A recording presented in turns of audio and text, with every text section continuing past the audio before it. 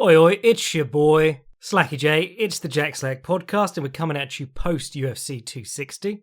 A card that I think could be fairly described as a bit lackluster compared to what it was supposed to be. You know, we lost Volkanovski versus Ortega from that card, and it basically got to a point where on Thursday, Friday, we were looking at it and going, if Ngannou or Miocic pulls out or can't make weight or is ill or whatever, this card is being headlined by Tyron Woodley, which was a very strange turn of events.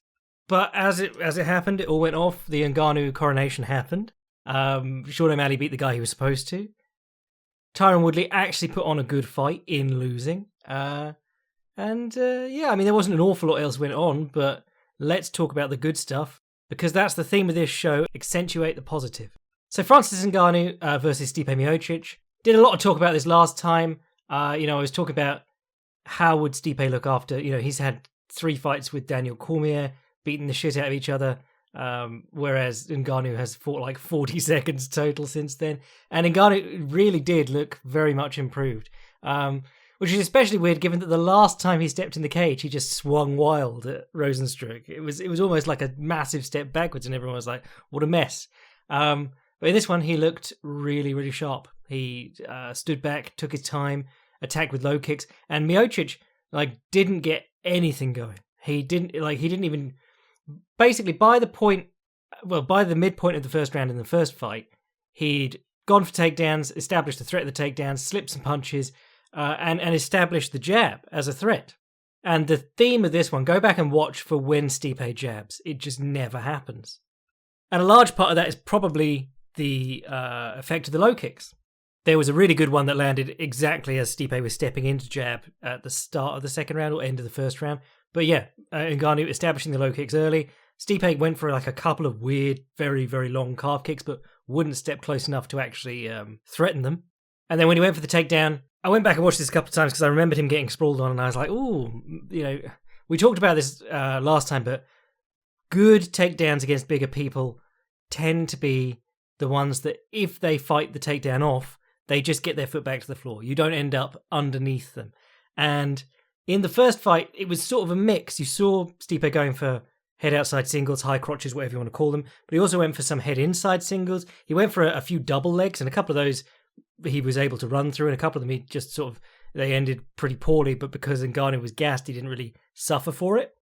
But in this one, he starts with a fairly safe takedown, which is the head outside single, which we talked about lots because Daniel Cormier, Khabib Nurmagomedov, lots of guys are doing it now because it used to be be scared of the guillotine, but now guys are more concerned about the uppercut and the counter knee and getting sprawled on. Whereas if you reach down and grab sort of a snatch single or a high crotch with your head on the outside, basically your threats are the guy running around to your back and butt dragging you, or the odd guy will go for a crucifix like Diego Ferreira. He did it to Rustam Habilov and to Beneil Dariush, even in a losing performance in that one. But the guillotine is the bigger threat, typically. That's why you don't go for head outside singles. And guys like Khabib and Daniel Cormier don't really care about it. I mean, Khabib, if you go for the guillotine, you're going to sit to your butt anyway, and that puts you at a fairly significant disadvantage if the guy was trying to get you down to begin with. But then you've got DC, who basically just kept guys off balance so well, had them hopping on one leg for the entire time, so they didn't really get to go for the guillotine. But here Miocic went for the head outside single. They ended up on the fence, and then he switched to the head inside single. And Ngannou popped his head down with his hand, belly on the back of the head, and turned to face him and sprawled out. And that's really very nice technique from Ngannou for a guy who basically his wrestling was like dig an underhook and pull them up before. But as he saw, he stretched Miocic out completely, and then he ran to his back. He ran around to side position on the turtle, started clubbing him. And I think that those shots probably did a lot more than a lot of people think they did, because after that, I mean, Miocic came in with his hair looking like a mess anyway, but he looked so disheveled and really gun-shy after that. After he'd gone for his shot, Ngannou had run to his back, hit him with a load of punches, and then he'd been the guy fighting off the back body lock and trying to get up. But Ngannou's boxing also was very considered in this one. He opened with a double jab, one to the body, and then threw an overhand over the top and cracked Miocic. He threw a right straight to the body at one point, and I was like, damn, I mean, it was the bare minimum he had to do to be considered like throwing punches to the body, but I was still like, oh, he threw a punch to the body. And then he knocked him down with the little right straight to stepping left straight. So, almost Hagler-esque, almost Kovalev-esque. But yeah, that way of getting a bit more pop in your lead hand and using it second, which I always really like. Like Rose Namajunas used it a load against Yanni and Jacek in their second fight. Lead with the right hand, pop with the lead hand up the middle, because in MMA the other guy's going to be moving back anyway. So if you start close enough to hit his guard with your right hand, you can probably hit him with a decently solid lead as he leaves the range. But I think the really interesting part was, like I said last time, that we know that Ngannou can take a shot, which is encouraging, because he in the first fight, Miocic was cracking him with the right hands over the head constantly, and good counters too. And he was just taking them, even though he was absolutely knackered, which is a good sign. But in this one, like, he knocks Miocic down, runs after him, and it was basically the Verdum situation where Verdum just ran onto a right hand and slumped to the floor, and he just went through it like it was nothing. Hit Miocic coming in. Oh, I forgot to mention, he threw some really nice check hooks. Started the second round. We talked about this last time, but he was throwing left hooks in the first fight where he was winging them from round the side. And that was Miocic's like first 3 takedown attempts. He just went in under a left hook. There was no way that left hook was hitting him. And we talked about, using the left uppercut, tightening it up maybe a little bit. And in this one, he was just sort of slapping him with the left hook. But obviously, if you're a giant dude with great hitting power, your slappy, like half left hooks are going to be pretty good at getting the job done. And in the beginning of the second round, he catches him with a good counter left hook stepping in, and then drops him with a 2-1, right straight, left straight, and then runs through a right hand and hits Miocic coming back in, and Miocic does the stanky leg, falls on his own ankle. Ghastly. You always hate to see that happen, but very convincing from Ngannou. I was kind of, I wasn't listening to the commentary in this one, but I did turn up the sound for the, and that is such a good decision on my part, by the way. I cannot recommend enough the improvement in my quality of life that's come from not listening to commentary. We got Bellator this weekend, and I'm probably going to listen just for the laughs. But yes, the corner of Miocic has always been an interesting one, because they have basically Miocic, and have they also got Jessica Eye? But like no other really successful fighters out there, I don't think. It's always been up in the air whether they're geniuses or whether they're not actually that great, because like they came out after that that second Miocic and got Miocic DC fight, and we're like, yeah, the body shots were actually Stipe's own idea. And you're like, what? You watched Daniel Cormier's entire career and you didn't notice that he like curls up in a ball when you hit him in the gut. But yes, they didn't really offer him anything in the corner. They just said he was doing well. They were going, I need more speed in it to be faster, and he wasn't really doing anything. But he looked completely lost in between rounds, the first and the second. So anyway, yeah, Ngannou's the champion now. Already seen so many shit takes on him going to boxing. Just fucking amazing. There were people like, well, Wilder also has crap technique. And then someone replied, hey, Ngannou doesn't have crap technique. I was like, that's what you're taking issue with there. Not the fact that Deontay Wilder, while not a great technician in pure boxing, is good enough that he went 10 rounds with Luis Ortiz and survived. His best shots kept him off and then knocked him out in the 10th. Like, Francis Ngannou is not going to get in with a good heavyweight and just blow them out. I mean, maybe he blows one out of the water immediately, but like, heavyweight boxers are used to big punches, and they're used to taking big punches and giving big punches and avoiding big punches and setting up big punches for 10 rounds, 12 rounds if they're world champions. Francis Ngannou has done like less than 2 rounds of work basically since the first Blades fight. Do not be a mug. Do not get into this shit. Everyone will be talking about it in, like, if he makes a single successful defense, everyone will be talking about him versus Fury or Joshua or whatever in about 6 months. But I need you, as the intelligent listener of this podcast, to go out and shame them. So this puts us in an interesting position, because you got John Jones waiting in the wings for the title shot. He has said that he's doing it, but he's also said that he's not been offered it, and he's also saying that he wants more money. And then he claimed that he'd been paid like $500,000 for the Reyes fight, which put aside your hatred for John Jones, put aside the fact that he probably lost that fight and the Thiago Santos one. That is an absurdly small amount of money for one of the proven draws. You know, as far as draws go in the UFC at this moment, John Jones is one of the biggest ones. That's shocking, the pay that he's receiving, if that's true. Obviously, could unionize. It would only take like 3 of the big managers to come together. It would only take a couple of the big gyms. City Kickboxing has 2 of the belts. They could shut down 2 divisions for as long as they wanted. But no, instead we're going to sit by and moan about lack of sponsorships while Venom comes in to replace Reebok and never do anything about it. But the important point is John Jones is on the sidelines waiting to come in, but you've also got some interesting up-and-comers like Cyril Gane. He's probably ready. I mean, he just fought Rosenstruck. He's an old sparring partner of Ngannou. It'd be a double French main event. Do it in Paris, but which is just legalized MMA, so that would be huge. Then you got the question of, like, if Stipe Miocic is as great as they've been billing him, you know, does he deserve a rematch? You know, he lost the belt once and won it back again immediately afterwards. As a loss, that was about as emphatic as this one. He did look completely gun-shy and very slow in this one. And he came in at like 220 or something. And obviously, maybe the plan was to be faster or whatever, but he looked tiny next to Ngannou. But yeah, I mean, if you're billing him as the greatest heavyweight of all time and you're saying that he's done all these things, the logical thing, or like it would make sense for him to be due a rematch. But it's kind of like the Conor McGregor, Jose Aldo situation. You know, they were at this point where they were giving immediate rematches to like any champion who had 1 defense, or even less. Anyone who had like even 1 win as a champion was due an immediate rematch for a very long time in the UFC. Like they were trying to do Hendricks Lawler 3 when everyone wanted McDonald to get the title shot, and then they finally changed their mind on that.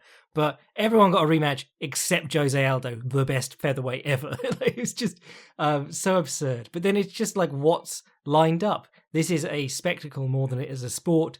If there is someone interesting and some kind of interesting fight you can do, they'll probably go for that instead. Now the John Jones one probably makes the most sense. Pretty compelling matchup though, because John Jones really hasn't used his wrestling as well as he used to in the past, and never really had much power in his hand, so he's not going to threaten Ngannou with punches. Can he use his kicks to keep Ngannou off him?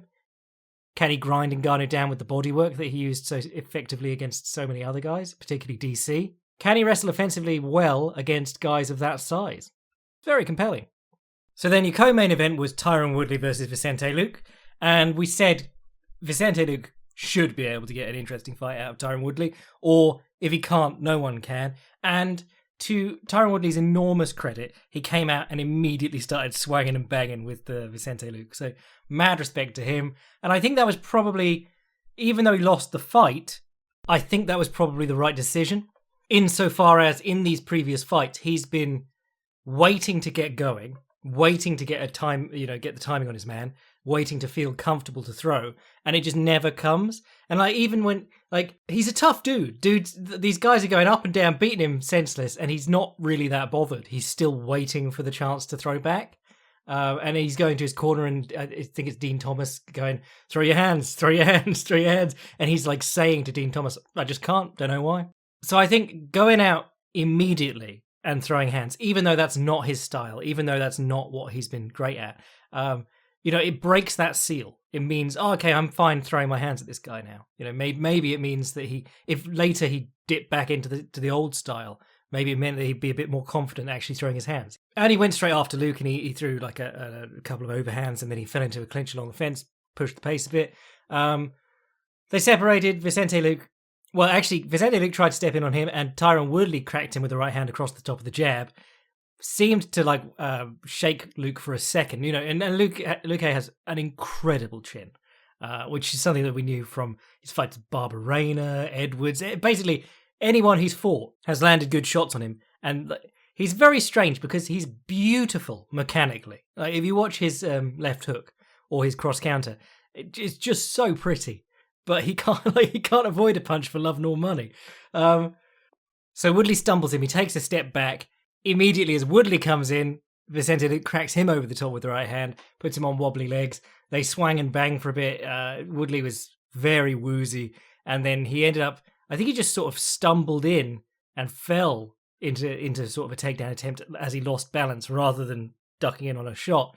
But he ended up underneath Luque in the front headlock, which, if you remember the Filthy Casual's guide to Vicente Luque, he loves his D'Arce choke. I think he's got 2, maybe got 3 on his record now in the UFC, but he really likes his D'Arce, which is great if you're an offensive counterpuncher because guys are going to drop on your hips, but he'll also just like take people down and look for it like he did against Leon Edwards. He's trying to do the walk around the top D'Arce choke from side control.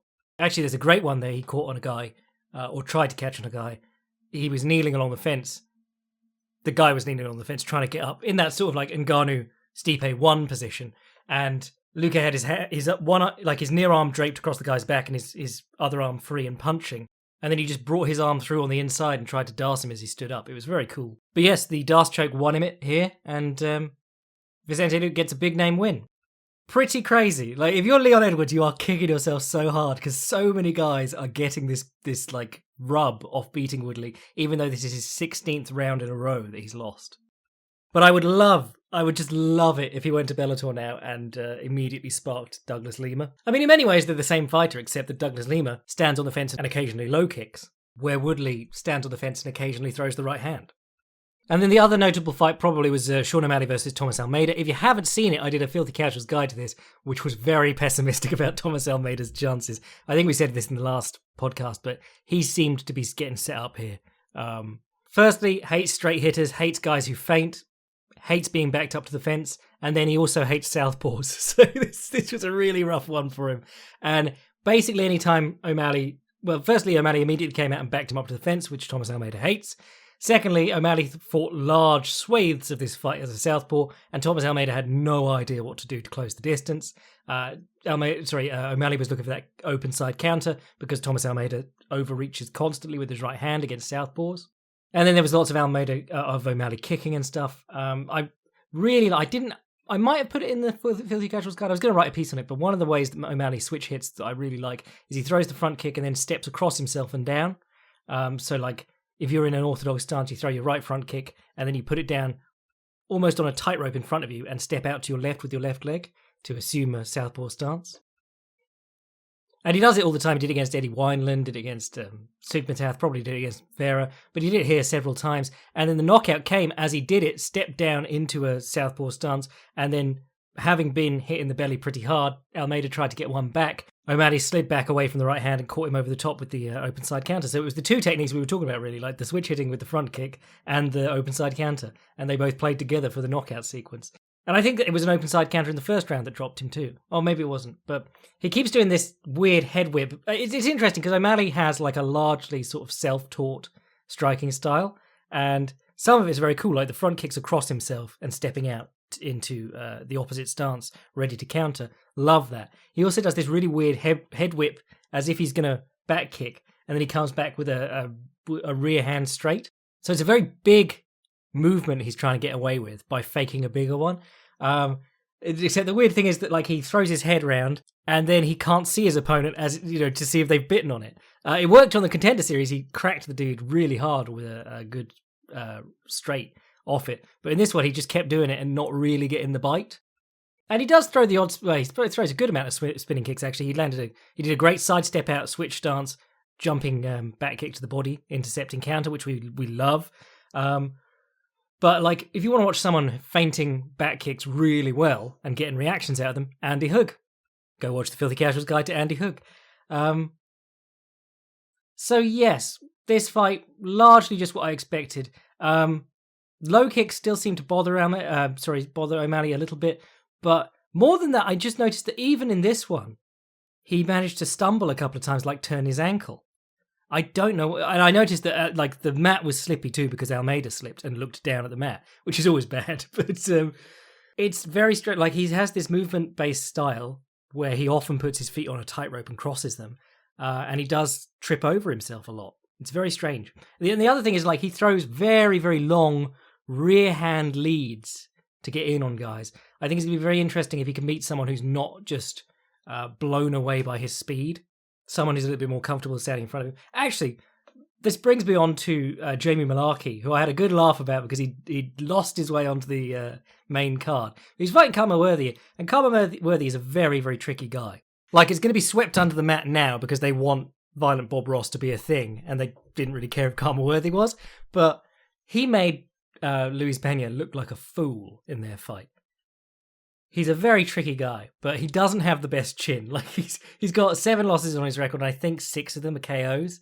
So not an amazing, not even a good chin, to be honest. But Jamie Malarkey came out, threw a jab, moved forward doing the sort of crazy monkey thing like Rampage used to do, answer the telephone, elbows up. And like Worthy threw his counter back, was like, didn't work. And Malarkey continued with a left hook. It was the jab slip counter. You throw the jab, they throw something back, you're moving so you minimize the risk of getting caught, and then you counter their counter. And Kama Worthy was just there for it. And I think that's the sort of stuff that you really want to see against O'Malley. Back him up, particularly like Thomas Almeida, when he got him to the fence, he didn't manage to do it a lot, but when he did, O'Malley was so much more there to be hit. But MMA generally needs a lot more leading to get on the counter. And O'Malley, I think he's going to have some trouble if he ever meets someone who's good at that.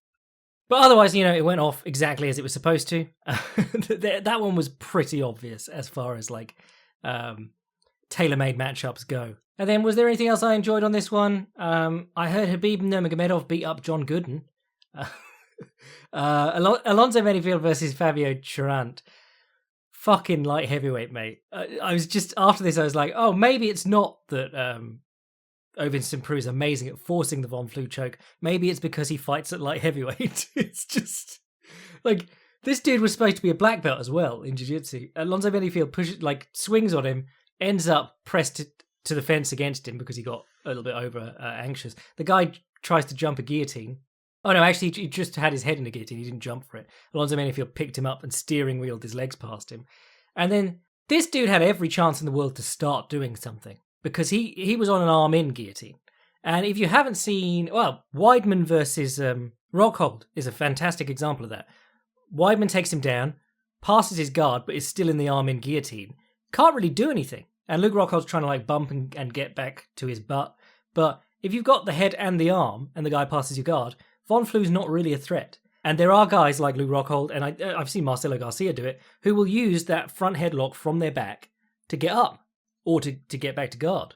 But the moment that Alonzo Menifield limp-armed freed his arm and then got the crossface, that's when Fabio Cherant should have been freaking the fuck out. And he didn't. He just sort of stayed there. And I understand it's a big dude with a lot of chest pressure, and your arm could be stuck in there on the other side. But he did not look like he was doing a lot to deal with it. And then respect where it's due, I quite enjoyed the women's flyweight match between Miranda Maverick and Gillian Robertson.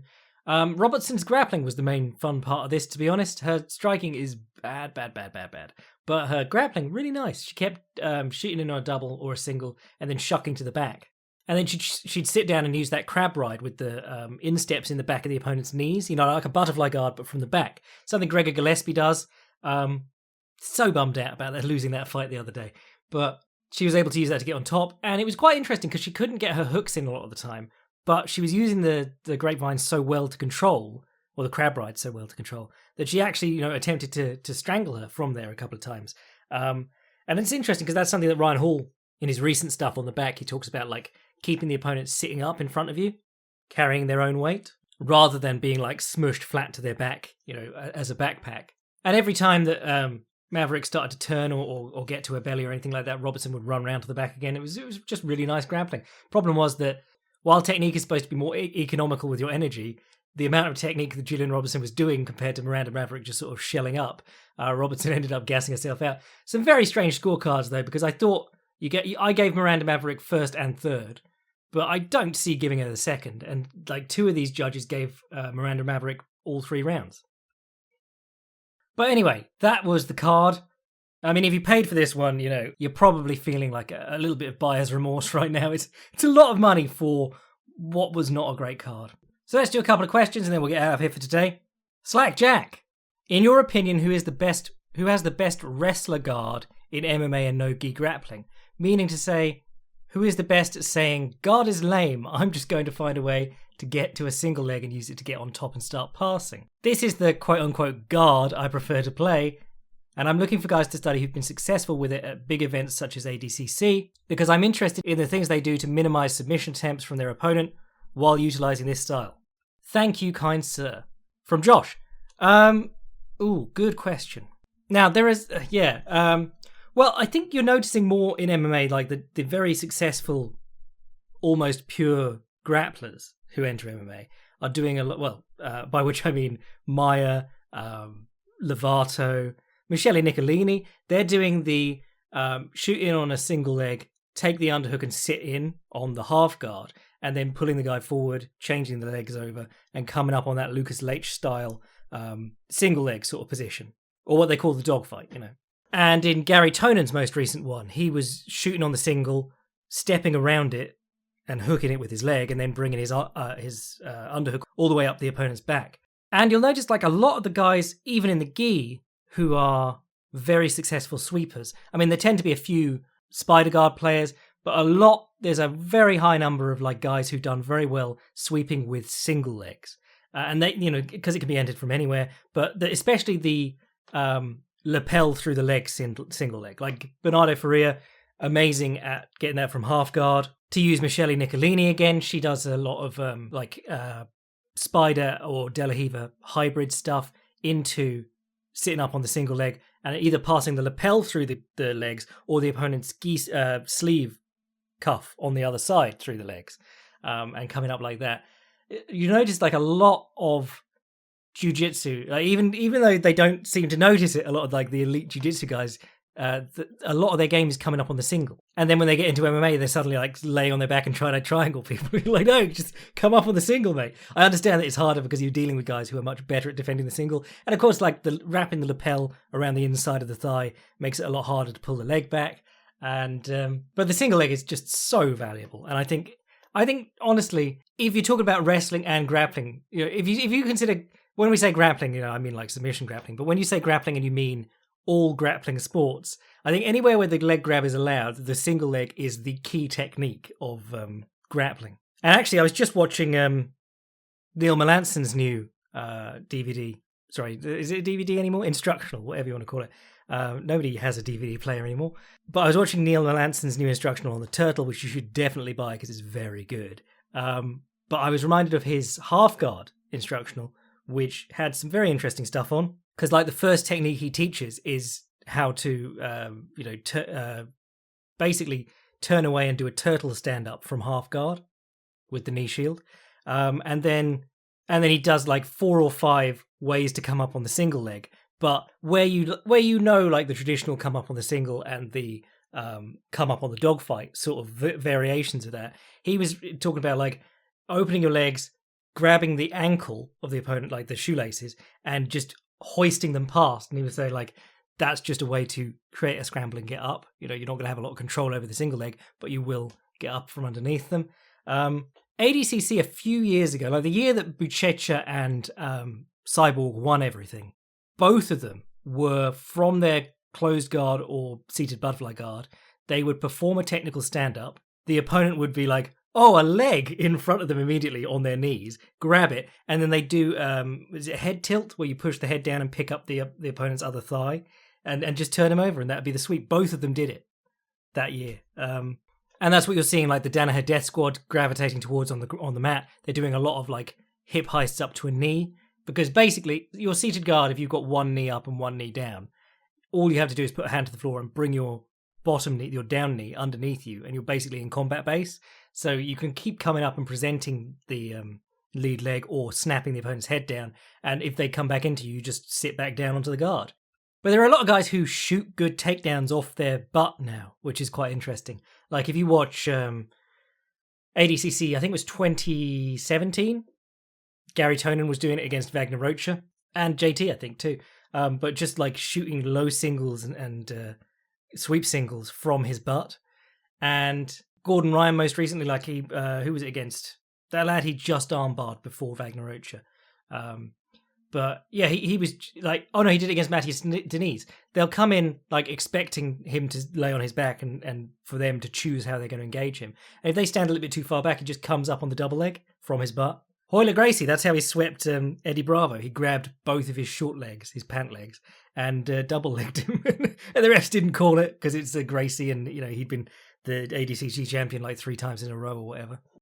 But another good example is Hani Yahya, who, we always praise on this podcast, but if you are willing to put the time into like learning that deep half sort of situation, that head outside single from the bottom and then pulling them on top of you into the deep half, very cool. Kind of risky. If you watch Gordon Ryan's recent performances, like since the pandemic started, he's been doing a lot of forcing the half guard. Like he'll be standing in someone's guard, like with one foot in. He'll come down onto his knees and throw his left arm over their back and pull them in, like inviting them to pull him into deep half guard. And when they do, he slides his knee through and starts attacking with a Kimura grip and reverse triangle. I think he caught Wagner Rocha with that just the other night, but he's been doing it for a while against a few people now. So deep half's dangerous, but a deep half is basically the single leg high crotch. Like it all links together so well that if you're good at deep half guard and the Lucas Leitch sort of style half guard, you're basically wrestling. It's a good way to trick jiu-jitsu players into learning wrestling. Just get them good at those 2 half guards and they'll learn it. And then, of course, I couldn't say this without mentioning my boy, Ricardo Lamas. Invented a style of guard that I've still not seen anyone else playing, that reverse knee shield. Well, Craig Jones has been working on it, apparently, but I haven't seen him use it in competition yet. But reaching over the back, opening your legs from a closed guard and going to the knee shield on the wrong side, and then using that to elevate, look for the guillotine, or for the switch. Incredibly cool guard. Cannot rave about it enough. But then one of the recent trends in jiu-jitsu, generally, especially no-gi, is the need to be able to wrestle up. It was, I was watching, was it 2009? The ADCC where Cobrinha just came out and took everyone's back. Oh no, I think, that was Rafa's year, so it might have been 2007. But the year where Cobrinha just came out, pulled reverse De La Riva, and did the very basic looking like Kiss of the Dragon to get underneath everyone. And it was like it was still new. Guys just didn't know how to deal with it. But nowadays, like it's a lot harder for these top guys to get underneath their opponents and take their back like that. So what you're seeing more and more is like guys like Dante Leon, does tons and tons of cool back take attempts, but very rarely gets the back fully off them. He has to, what they say is wrestle up. He spins underneath people with the reverse De La Riva and then ends up running up on the single. So in one way, that's like, look at that, you could use the jiu-jitsu sweepy game to wrestle. But in another way, that's like, yes, even the guys who are very good at inverting and getting underneath people are having to learn to wrestle to finish their takedowns as they come up. Those are some of the guys I can think of out there, but if you've got good ones, leave them in the comments. Actually, on the subject of wrestling from the bottom, like, I love catch wrestling stuff. I love anyone who's trying to sort of repurpose old techniques that maybe didn't get caught on because they don't fit to the rule set that we were playing to. But I can't remember his name. There's he was a guy who won like the something catch wrestling championship. And there aren't an awful lot of catch wrestling competitions out there. But he was saying like Gordon Ryan was ducking him and all this, that, and the other. And then I think he was a brown belt, might be a black belt, but some 10th Planet guy who isn't like world class, but is still a good grappler, turned up to this catch wrestling tournament and then sat guard, so sat in seated guard, which is supposed to be like, you don't do that in catch wrestling because the guy can just push forward and put your shoulders on the mat, but the guy couldn't do it, and then he got arm dragged and triangle choked from the back, and it was very, very funny that this guy who wasn't particularly special in terms of like world class guard players was able to play guard against this supposed best catch wrestler in the world, partly because this guy is so caught up in dogma that he's like, I'm only competing in catch wrestling tournaments, but I would be any jiu-jitsu competitor you put in front of me. You're like, well, if you're not competing in, against jiu-jitsu competitors, then how are you going to know? But then I heard that they were doing like, the guy who billed himself as a world catch wrestling champion or unofficially or whatever it was, the jiu-jitsu guy who beat him, and got like a cease and desist letter from it might have been Snake Pit USA, it might have been some other catch wrestling group. I hope it wasn't, because I quite like those guys. But yeah. Sorry, I got down the rabbit hole with a weird drama there. Oh, on the subject of drama, I mean, before we go for today, basically everything at the moment on Twitter is Jake Paul versus Ben Askren. And I just can't. I watched bits of it, the stupid presser, and it's just so funny because Ben Askren clearly doesn't care. Like, he's like, I'm going to make millions of dollars losing, and then I'm going to spend it all on crypto. Because that's just what Ben Askren does. He's a crypto bro. And, he's not a great boxer. And didn't he have a hip replacement? He was certainly due to get a hip replacement. They might have, come up with an alternative solution. But I know that his hips are not in great shape, So I very much doubt he's in this to win this. But he's going to make a ton of money out of it. And, good for him. One of the things that I've always liked about Askren, actually, is that he's not afraid to lose. And if you remember the thing he did with Jordan Burroughs, there was nothing to be gained for Askren, doing that. In the lead up, everyone was like, oh, but Askren's got such an interesting style. And Askren had been away from the wrestling scene for 10 years, and Jordan Burroughs is at the top of his game. And, Ben Askren they trained together. Ben Askren had to know, but he still did it anyway. He brought amazing attention that, the kind of attention that amateur wrestling never normally gets to this, on-demand pay-per-view. So good for him. Though I did think the other day, MMA fighters love crypto, but how fucked are they going to be if pedos ever stop using it? Because I think that's the only way that people the only thing people actually pay for with crypto is illegal shit. So maybe PayPal start taking it soon or whatever. But if chomos ever find another way, that's going to kick the bottom out of the crypto market, and then all these fighters are going to lose tons of money. But I think I'll probably do something about Jake Paul in the coming weeks, because I always said, and by something I mean probably a Filthy Casual's guide to draw in idiots on YouTube, but I did always say he's of the YouTube boxers. When Unibet asked me, or Vice asked me first, and then Unibet also asked me to do some stuff about the YouTube boxing stuff. Of all of them, people got stuck on KSI and how good he looked. He didn't look good. And then Logan Paul, because he was a wrestler, he didn't look good. But Jake Paul, he has fought guys half his size who were much sloppier boxers than anyone else in boxing YouTube. But he actually did look like he knew what he was doing a little bit. He's jabbing to draw the opponent in. He's getting down behind his shoulder. He's retreating and then throwing counters. Yeah, he actually looks pretty competent. And he's got some pop in his punches, which, Askren never really had. I would love for Ben Askren to win. That would be hilarious.